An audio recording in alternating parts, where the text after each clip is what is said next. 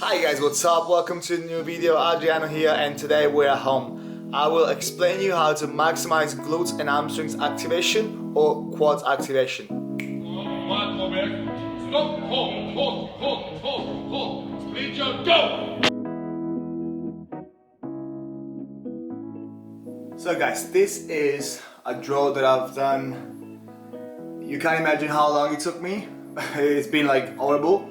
I'm not good at drawing, as you can see, but it pretty much gives us an idea of what I'm gonna talk about. So this right here is our body at rest.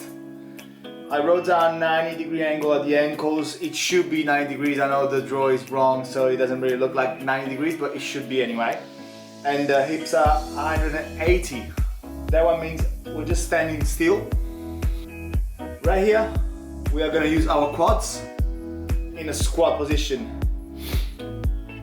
When we squat, if we want to focus on our quads, what we're gonna look for is this, ankles dorsiflexion, and try to keep our upper body as straight up as possible, as vertical as possible.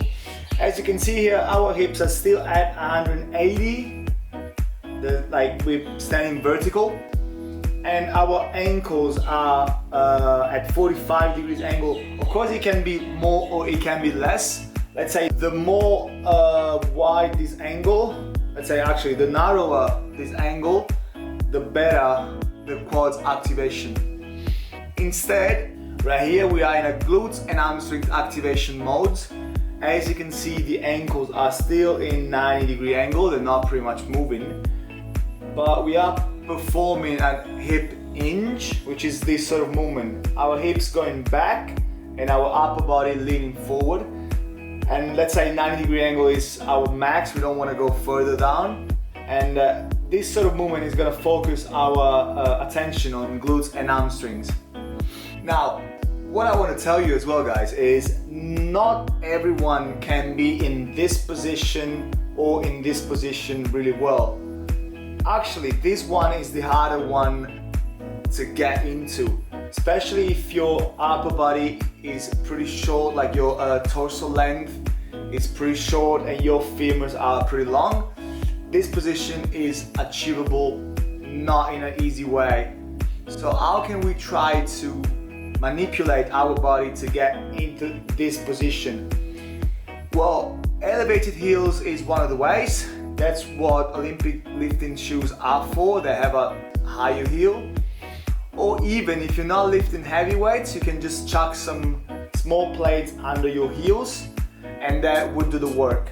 Anyway, I would not recommend that if you're going heavy because they're not stable. Like lifting on plates is not stable at all. So if you're going for, I don't know, like 10 reps, 15 reps at a lighter weight, or you're just trying to get used to it, or you have not been training for a long time and your knees are not used to heavy weight, so you want to get back into the flow, it might work, it might be good, because you're still getting a little bit of work done, your quads are still working and your joints are getting back used to the movements.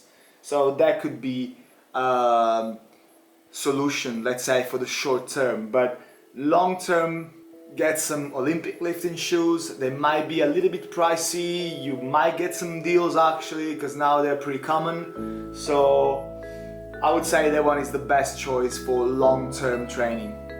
This position is actually pretty achievable.